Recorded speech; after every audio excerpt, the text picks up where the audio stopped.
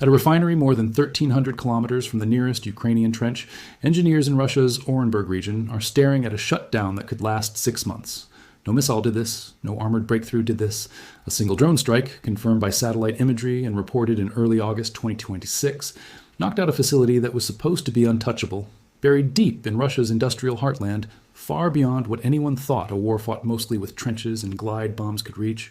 And that refinery is only one piece of a much bigger story. A story that has nothing to do with a dramatic battlefield rout and everything to do with a slower, stranger kind of collapse.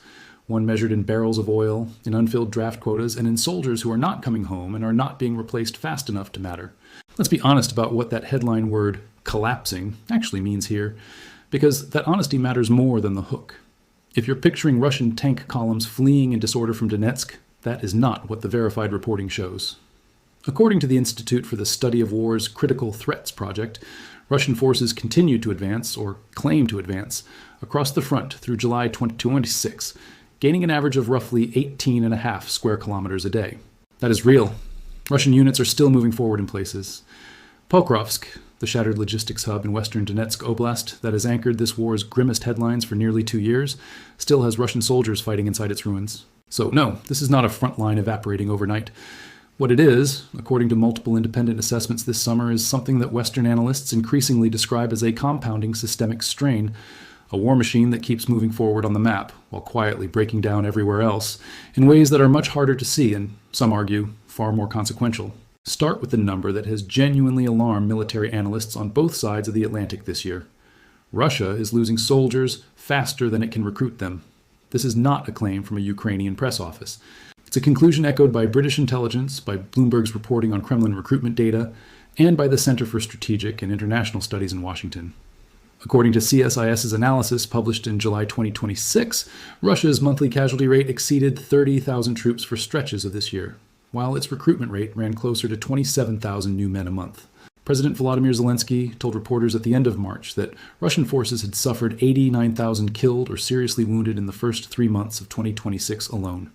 Ukraine's own general staff, which tracks cumulative Russian losses daily, and whose figures Western officials treat as directionally credible even when they can't verify them soldier by soldier, put total Russian personnel losses since the 2022 invasion at over 1 million as of late summer.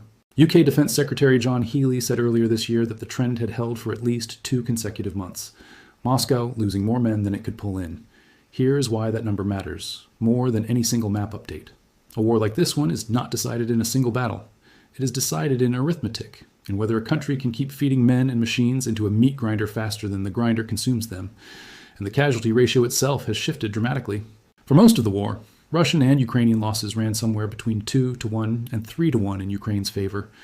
CSIS now estimates that ratio climbed toward 8-1 in the first half of 2026, driven overwhelmingly by Ukraine's expanding fleet of first-person view and AI-assisted strike drones, which have turned the open ground around places like Pokrovsk into a killing field that Russian infantry has to cross on foot, in small groups, often without armored support, because armor itself has become a magnet for drone strikes. UK intelligence cited a ratio near Kupiansk, a city Russia has repeatedly and falsely claimed to have recaptured, where Ukrainian forces reportedly killed 27 Russian soldiers for every one they lost during a September 2025 counter-operation.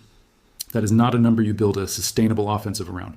Now walk with me to the second front of this story, because it's the one with less blood and more consequence for the average Russian citizen, and it explains why some analysts now argue the real crisis isn't happening near Pokrovsk at all. It's happening at gas stations. Since 2024, but sharply accelerating through the second half of 2025 and into 2026, Ukraine has run a sustained long-range drone campaign against Russia's oil refining industry. This is not a side project. It is, by Kiev's own strategic logic, an attempt to choke the fuel that keeps Russian tanks moving and the export revenue that keeps the war funded. Bloomberg reported in early August 2026, citing EA Analytics data, that Russian oil refining fell in July to its lowest level in more than 2 decades, an estimated 3.6 million barrels of crude processed per day, roughly a third below the seasonal norm and the weakest figure since May 2002. To put that in perspective, Russian refineries typically processed between 5.3 and 5.6 million barrels a day over the same period between 2020 and 2025. The scale of the campaign behind that number is staggering once you start listing the targets by name. The Omsk refinery, Russia's largest, sitting more than 2,500 kilometers from the Ukrainian border, was hit in July. The Kuibyshev refinery near Samara, part of Rosneft's regional refining cluster, had its main crude distillation units damaged in an attack that came just days after the plant reopened from an earlier round of repairs. The Syzran and Novokuybishevsk refineries, both part of that same Samara group, were also struck within weeks of each other. The Gazprom Neftekhim Salavat complex in Bashkortostan was targeted as well. Reuters, citing industry sources, estimated that Ukrainian strikes have disrupted at least 17% of Russia's total refining capacity. The International Energy Agency, in its most recent monthly report, said the impact would likely suppress Russian refining rates into at least the middle of 2026, and noted that since the start of August alone, Ukraine had launched at least 28 strikes on key refineries, with the range of individual attacks continuing to grow. The human effect of that campaign is not abstract. Regional officials in Orenburg Oblast have publicly said they are preparing for what one described as a worst-case fuel shortage scenario. Gasoline rationing, price spikes, and export curbs have hit multiple Russian regions through the summer, including in occupied Crimea, where BBC Verify documented long lines at petrol stations as part of a broader investigation into the strikes. The Wikipedia documented 2025 Russian fuel crisis, which began in earnest in August of that year, described it as the most severe fuel disruption Russia had experienced in years, with one independent oil and gas analyst, Boris Ehrenstein, saying the coordination and repeated waves of drone strikes meant refineries often couldn't be repaired before the next attack arrived. None of this is Ukrainian propaganda dressed up as fact. It's showing up in Kremlin-adjacent regional statements, in Bloomberg's market data, and in the IEA's official oil market reporting. Three sources with very different incentives, all describing the same trend line. So if the front line in Donetsk is still technically moving in Russia's favor, why does this feel like collapse to so many analysts watching from Washington, London, and Kyiv? Because a modern war economy doesn't run on territory. It runs on fuel, on manpower, on industrial capacity to replace burned-out tanks, and on the political will to keep absorbing losses that used to be unthinkable. And on every one of those fronts, except raw territorial creep, the picture Western analysts are describing through the summer of 2026 looks less like momentum and more like exhaustion. Take equipment. According to an analysis published by defense-focused outlet Ronan's Grips in May 2026, Russia manufactures roughly 250 T-90 Minute tanks a year, a figure that represents less than half the losses sustained in a single, localized operational node, like the fighting around Avdiivka or Pokrovsk. To maintain repairable equipment reserves at current combat intensity, the same analysis argued, Russian industry would need to boost armored vehicle production to somewhere between 700 and 1,000 units a year, a target it called physically unreachable given bottlenecks in artillery barrel manufacturing, metallurgical shortages, and a shrinking skilled labor pool, much of which has been conscripted or has fled the country since 2022. Repair depots, the report noted, are increasingly forced to cannibalize 2 or 3 decommissioned vehicles just to return a single tank to the field. Ukraine's own General Staff Casualty Tracker, published regularly and cited by outlets like Yahoo News, put cumulative Russian equipment losses since February 2022 at over 11,000 tanks and more than 23,000 armored combat vehicles as of late August 2025. Numbers that, whatever precision caveats apply to battlefield accounting, describe an attritional bonfire that shows no sign of slowing. Then there's the ground truth of the offensive itself, the part that the Kremlin's own messaging apparatus has worked hardest to obscure. CSIS's summer 2026 assessment found that Russia's rate of advance around some of its most contested targets had slowed to roughly 50 meters a day near Kostiantynivka, 70 meters a day near Pokrovsk, and 90 meters a day near Sloviansk, among the slowest advance rates recorded in any war over the past century, according to the report's authors. More strikingly, the same analysis found that Russian forces lost more ground than they captured in both April and May of 2026, a net territorial loss of roughly 400 square kilometers, the first monthly net losses Russia had recorded since August 2024. A Ukrainian counterattack in Zaporizhzhia reportedly neutralized a series of earlier Russian assaults there. None of this means Ukraine is winning in any conventional sense. It means the offensive Russia has staked its 2026 strategy on, has stalled into something closer to a bloody standoff than a breakthrough. This is exactly the gap the Kremlin's own propaganda apparatus has been working overtime to paper over. According to the Institute for the Study of War's Critical Threats project, in its August 2026 assessment, the Russian Ministry of Defense and the state newswire TASS made what ISW called exaggerated claims about the number of settlements supposedly seized in July 2026, part of what the Institute described as a deliberate cognitive warfare campaign, an effort to project the false image that Russian forces are advancing everywhere, that Ukrainian lines are on the verge of collapse, and that Western support for Kyiv is a lost cause not worth continuing. ISW's own analysts were blunt about it. Even the Kremlin's most generous public claims do not describe Russian forces advancing faster than a literal foot pace. That's a remarkable admission buried in a routine daily assessment. That the single most repeated Russian narrative of 2026, the idea that Ukraine's defense is crumbling, is itself the propaganda, aimed as much at convincing ordinary Russians that a staggering casualty rate and grinding economic burden are still worth paying as it is at convincing the West to walk away, and that domestic audience matters because the strain is not confined to refineries and recruitment offices.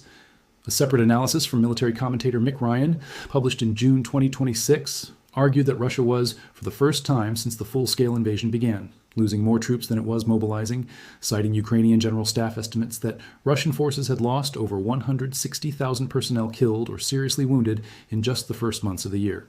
Ryan's broader thesis, which he was careful to frame as analysis rather than established fact, was that Russia was losing across military, economic, industrial, and what he called cognitive and moral dimensions simultaneously, even while Vladimir Putin publicly claimed in a statement on June 5, 2026, that Russia had seized territory 4 times the size of Ukraine over the course of the war, a claim that outside analysts have not been able to verify, and that sits awkwardly against the CSIS finding of net territorial losses that same spring. It's worth pausing here to be clear about where the reporting is solid and where it drifts into contested territory, because a channel like this one is only useful if it draws that line honestly. The casualty figures come from a mix of Ukrainian General Staff estimates, Western intelligence assessments, and independent think tanks like CSIS and the Institute for the Study of War, sources that have generally proven more reliable over the course of this war than Russian Ministry of Defense statements, but that still carry inherent uncertainty, because no outside observer has full access to Russian mobilization or hospital records. The refinery and fuel crisis data is on firmer ground, corroborated by satellite imagery, Bloomberg market reporting, IEA oil statistics, and Reuters industry sourcing, which makes it harder to dismiss as one-sided messaging. The rate of advance figures from CSIS are their own methodology, measuring straight-line frontline movement, and other trackers using different methods sometimes produce slightly different day-to-day pictures. But the broader trend of a slowed, costly Russian offensive is echoed across nearly every independent source, Ukrainian, American, and British alike. Meanwhile, the war has not stood still on the ground even as the bigger systemic story played out. In June 2026, Ukrainian sources reported that Russian units on the Kinburn Spit, a narrow strip of land in the Mykolaiv region along Ukraine's southern coast, had begun withdrawing after their supply routes were cut off. According to reporting from RBC Ukraine citing Ukrainian partisan sources, elements of Russia's 337th Regiment found themselves isolated on the Spit, with reinforcements never arriving and only scattered remnants of the unit remaining in position. It was a small, localized retreat, not remotely comparable in scale to the Kherson withdrawal of November 2022, but it fits the broader pattern this summer. A Russian military stretched thin enough that isolated units, cut off from resupply, simply cannot hold. The pressure campaign against Russian infrastructure has also expanded beyond refineries into the naval and export domain. Satellite imagery published by the Washington Times in mid-August 2026 showed smoke rising over port infrastructure at Novorossiysk, following Ukrainian strikes, part of what Kyiv described as a demonstration that Russia's naval and export infrastructure on the Black Sea is just as exposed as its inland refineries, an argument Ukrainian officials reportedly made while offering Moscow a limited Black Sea truce. Russia, for its part, has continued to respond with its own long-range campaign against Ukrainian cities, hammering targets with ballistic missiles, jet-powered Shahed-type drones, and glide bombs that are difficult to intercept, even with Western-supplied air defense systems. The United Nations has estimated that more than 16,000 Ukrainian civilians have been killed since the war began, and strikes continue to claim lives on both sides of the front on a near-daily basis, including a reported attack on a passenger train in Ukraine's Odessa region in mid-August that killed the train's engineer and his assistant, according to Ukraine's state railway company, Ukrzaliznytsia. It's also worth being honest about Pokrovsk itself, because the city sits at the emotional and strategic center of this entire narrative and deserves more than a passing mention. Pokrovsk has been under sustained Russian pressure since Moscow captured the nearby city of Avdiivka in February 2024, using it as a springboard for a methodical, grinding advance westward. Small Russian infiltration units first entered Pokrovsk's outskirts in late 2025, according to reporting from RFERL, which described Ukrainian forces as maintaining defensive lines and inflicting losses even as fighting inside the city intensified. Ukrainian military analysts told the Kyiv Independent that Russian tactics have relied heavily on sabotage and reconnaissance groups, slipping small numbers of fighters into the city to find weak points in the defense, rather than a single decisive armored breakthrough. That siege has now stretched on for the better part of 2 years without a clean Russian victory, and it stands as perhaps the clearest single illustration of the gap between Kremlin claims and battlefield reality. A city Moscow has repeatedly signaled was on the verge of falling that instead has become one of the costliest, slowest sieges of the entire war, chewing through exactly the kind of Russian manpower that the broader casualty statistics show the Kremlin can no longer easily replace. All of this is unfolding against the backdrop of an on-again, off-again diplomatic track that has, so far, failed to produce an actual ceasefire, even as both sides insist they want one. U.S. President Donald Trump met Vladimir Putin in Alaska in mid-August, part of a months-long negotiating effort led on the American side by Trump's son-in-law Jared Kushner and Special Envoy Steve Witkoff, with Secretary of State Marco Rubio also involved. Trump has repeatedly described the two sides as closer than ever to a deal, and told reporters in late December 2025 that his conversations with both Putin and Zelensky left him believing a peace deal was, in his words, maybe very close. Zelensky, for his part, told the Kiev Post around the same time that every meeting brought the two sides closer to what he called the desired result. And yet, month after month, the substance hasn't followed the optimism. A U.S. proposed 30-day ceasefire that Kiev agreed to back in March 2025 was rejected by Moscow and never implemented. Direct talks between Russian and Ukrainian delegations in Istanbul in May 2025, the first such direct contact since 2022, ended without a ceasefire.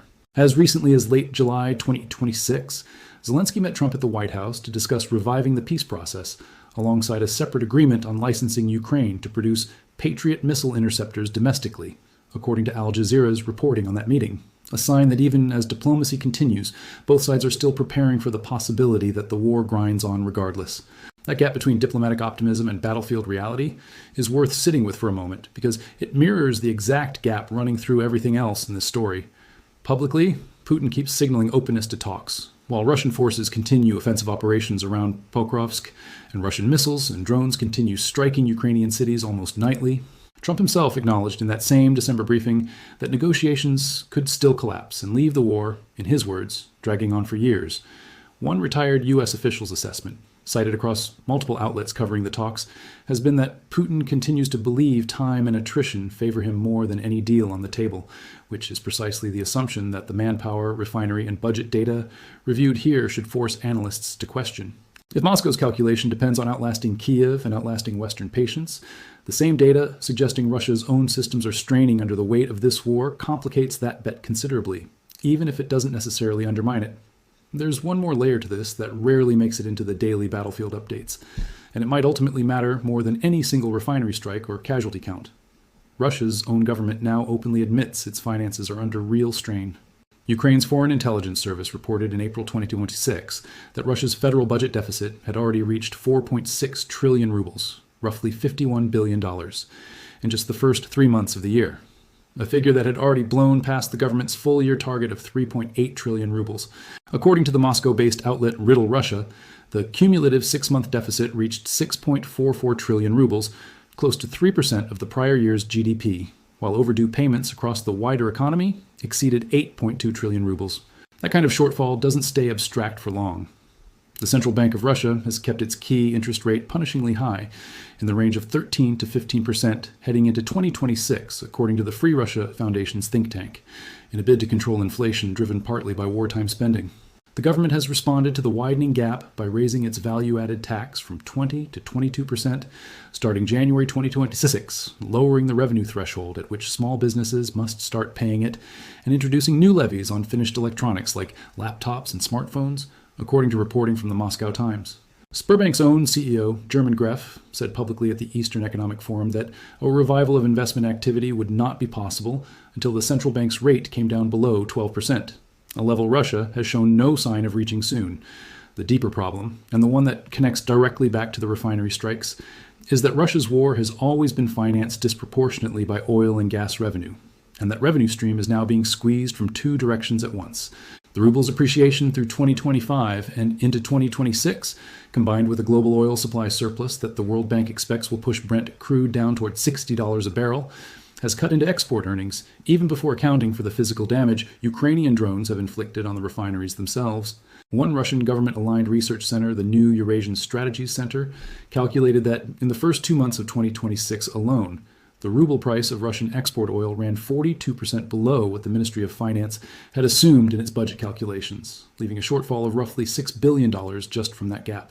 Combine a shrinking oil price with refineries that literally cannot process the crude they do have because their distillation units have been hit by drones, and you get a government that is simultaneously earning less per barrel and physically producing less refined fuel, a double squeeze that shows up not in a single dramatic headline, but in the kind of grinding, accumulating fiscal pressure that authoritarian systems tend to hide until they can't anymore. None of this guarantees a Russian defeat, and it would be dishonest to suggest otherwise. Authoritarian economies have absorbed sustained strain before without triggering political collapse, and Russia's National Welfare Fund and wartime taxation have so far allowed the Kremlin to keep the guns firing even as domestic obligations, like that quietly shelved ban on predatory gambling advertising aimed at minors and debtors, get sacrificed to protect tax revenue instead. But it does mean that when people ask whether Russia can sustain this war indefinitely, the honest answer coming out of 2026 is more complicated than either side's propaganda suggests. The battlefield picture around Pokrovsk shows grinding, costly Russian advances rather than any kind of rout. The economic and industrial picture, from the refineries to the budget deficit to the tank production lines, shows a war machine absorbing damage on nearly every front, except the one that makes headlines every day, the map. So where does that leave the honest answer to the question this video's title asks? Russian forces are not collapsing in the way the word usually implies. There is no chaotic retreat sweeping across Donetsk, no images of abandoned columns fleeing westward the way Russian forces once fled from around Kharkiv in 2022. Anyone telling you the front line itself is folding is getting ahead of the verified facts. And it's worth remembering that Kinburn Spit-style withdrawals remain the exception, not the rule, along a front that still stretches for hundreds of kilometers. What the evidence does support, drawn from CSIS, the Institute for the Study of War, Bloomberg, Reuters, the International Energy Agency, and Ukraine's own general staff, is a Russian war machine under a kind of compounding pressure it has not faced at any earlier point in this conflict. A casualty rate that has outpaced recruitment for months at a time, a refining sector operating at its weakest level in over 2 decades because of a sustained and expanding drone campaign, an armored vehicle production base that independent analysts say cannot keep pace with battlefield losses, and a rate of territorial advance so slow that, for at least 2 months this spring, Russia's own net gains went negative for the first time in nearly 2 years. Whether that adds up to collapse depends entirely on your time horizon. In the next 30 days, expect the same grinding pattern that has defined 2026 so far. Incremental Russian gains around Pokrovsk and other Donetsk hotspots, continued Ukrainian long-range strikes against refineries and export infrastructure, and a parallel information war in which Kremlin state media keeps claiming momentum that independent trackers increasingly can't verify. Over a longer horizon, 6 months, a year, the arithmetic that analysts like those at CSIS and Mick Ryan have laid out becomes much harder to ignore. A military that loses more soldiers than it recruits, that cannot rebuild its armored fleet as fast as it destroys it, and that is watching its own oil industry, the financial backbone of the entire war effort, absorb dozens of strikes a month, is not a military in the middle of a winning campaign, whatever its official statements claim. It may be a military that keeps moving forward on a map for a while yet, even as the foundation underneath that movement erodes. It would also be misleading to tell this story as though Ukraine faces no strain of its own, because that's not honest either, and a channel built on getting the facts right owes you the full picture, not just the half that flatters one side. Ukraine has its own well-documented mobilization problems. The Atlantic Council noted that Ukraine's infantry shortages have been mounting for much of the war, a stark contrast to the early days of the full-scale invasion, when a flood of volunteers briefly swelled the armed forces to around 1 million troops. Kiev Independence reporting on the Pokrovsk siege quoted a Ukrainian brigade commander complaining that after nearly 4 years of war, the army still lacked an organized system for defending urban areas, and that repeated warnings about the need for a proper second line of defense had gone unheeded by commanders further up the chain.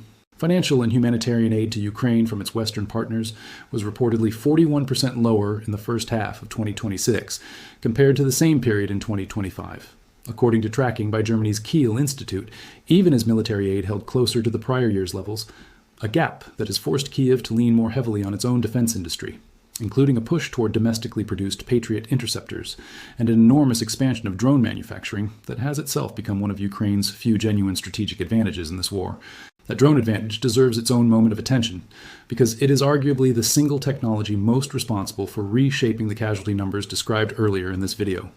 Ukraine's 422nd Separate Unmanned Systems Regiment and similar units have spent the past 2 years scaling up first-person view attack drones, long-range strike drones capable of reaching targets more than 1,600 kilometers inside Russian territory, and increasingly, AI-assisted targeting systems designed to operate even when Russian electronic warfare jams traditional radio links. Defense analysts at the Dikshi Group, a Kyiv-based think tank, have described the refinery campaign specifically as a proof of concept for a broader strategy. Holding Russia's most expensive, hardest-to-replace industrial infrastructure at constant risk, forcing Moscow to divert air defense assets away from the front line to protect economic targets deep in its own rear. Cracking units, the complex high-pressure equipment at the heart of any refinery's ability to turn crude oil into usable fuel, are described by industry analysts as being extraordinarily expensive and time-consuming to replace, sometimes taking the better part of a year to fully restore after a serious strike, which helps explain why a single successful hit, like the one that opened this video, can take a refinery offline for months rather than days. Kupiansk offers one more useful case study in the gap between claim and reality that has defined so much of this war's public narrative in 2026. Russian officials and state media have repeatedly announced across a span of roughly 5 months this year that the city had been recaptured. According to reporting compiled by United 24 Media, none of those announcements have held up. Kupiansk remains outside Russian control, and a Ukrainian clearing operation launched in September 2025 to root out infiltrating sabotage and reconnaissance groups reportedly succeeded well enough that, at points, the loss ratio in that specific sector ran as high as 27 Russian soldiers killed for every Ukrainian loss. That is precisely the kind of granular, repeatedly disproven claim that illustrates why independent verification matters so much in this war specifically. Not because either side is uniquely dishonest, but because the fog of a grinding, drone-saturated battlefield makes real-time verification extraordinarily difficult. And both governments have every incentive to describe the war in the most favorable light available to their domestic audiences. Before wrapping up, a quick note on sourcing and what remains genuinely contested, because that's owed to you as the viewer. The battlefield casualty and rate of advance figures in this video come primarily from the Institute for the Study of War's Critical Threats Project, the Center for Strategic and International Studies, Ukraine's General Staff, and UK Defense Intelligence, sources that have generally tracked closely with events as they've later been confirmed, but that inherently cannot be independently verified in real time by anyone outside Russian or Ukrainian military command. The refinery and fuel crisis reporting draws on Bloomberg, Reuters, the International Energy Agency, and BBC Verify, sources using satellite imagery, market data, and on-the-ground documentation that make those findings comparatively easier to corroborate. Claims originating solely from Russian state media, including TASS and the Russian Ministry of Defense's own settlement capture figures, are flagged throughout as contested because independent trackers, including ISW, have explicitly found them to be exaggerated. Oh, and it should be said plainly, Putin's June 2026 claim of territorial gains 4 times the size of Ukraine has not been independently verified by any Western source referenced in this video, and it sits in direct tension with CSIS's springtime finding of net Russian territorial losses. It's also worth remembering how many times observers have declared turning points in this war before, only to watch the front line settle back into the same grim, attritional rhythm months later. The Kherson withdrawal in November 2022 was called a turning point. The failed 2023 Ukrainian counteroffensive was called a turning point in the opposite direction. The fall of Avdiivka in February 2024 was called a turning point. Each time, the war continued, adapting rather than resolving, with both sides absorbing enormous losses, and neither achieving the kind of decisive victory that would end things outright. That history is a reason for caution here too.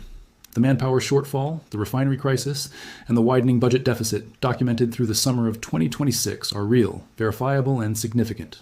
But wars like this one have a track record of grinding on through crises that, on paper, looked unsustainable.